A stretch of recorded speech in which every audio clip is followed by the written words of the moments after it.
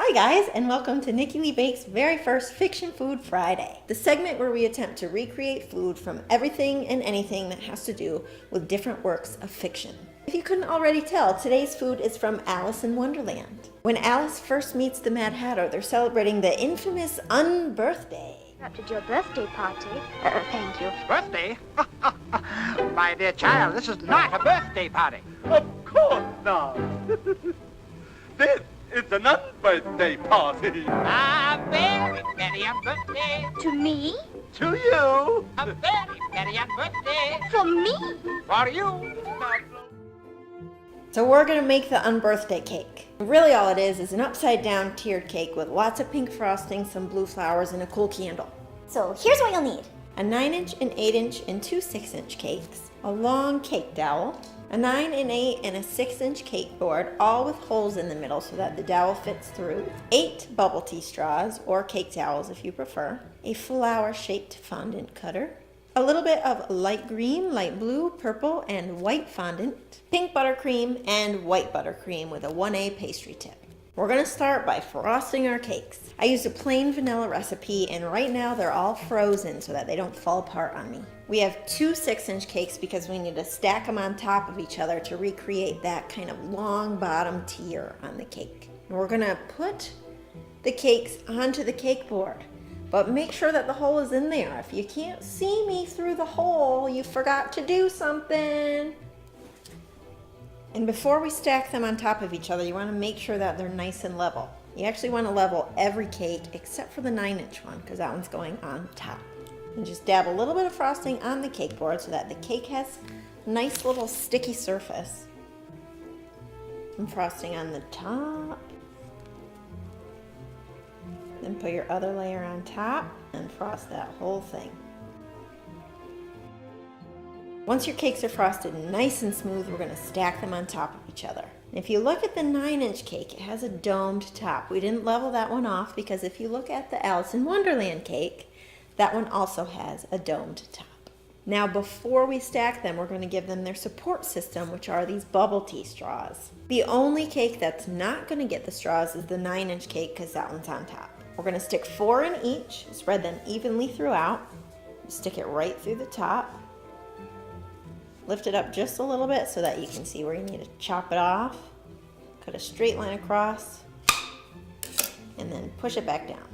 And then do the same thing all the way around. 4 straws and then 4 straws in your 8-inch cake.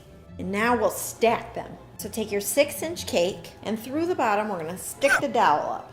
This is much easier with a buddy. I don't have one of those. What is the hatter with me? Ta-da! Oh, thank goodness that worked. After that one, everything's a little bit easier. So then take your 8-inch cake and put that one on top. Then we take our 9-inch cake and put that on top. Now the dowel is going to stick out the top, but that's okay, and I'll show you why later. Yay, it's looking like an unbirthday cake. Okay, getting excited. At this point, if you still have some cake board showing, you might want to cover that with some frosting all the way around so that everything looks pink. This cake is upside down. Have I gone mad? But if I had a world of my own, everything would be nonsense. Nothing would be what it is because everything would be what it isn't. This hat has made it all the way down to my ear. Okay. Now this unbirthday cake needs some undecorations. Do you understand? Now if you look, the cake has some bead-like borders, so grab your white buttercream and we're going to start by bordering the bottom tier of the cake. So you take your piping bag, squeeze a little dot, and then release. Squeeze a little dot, release. Squeeze, release. And do that all the way around the cake. Then the top of the bottom tier has a drape-like border. So using the same technique, I'm going to start at the top and just make a little drapery-like shape.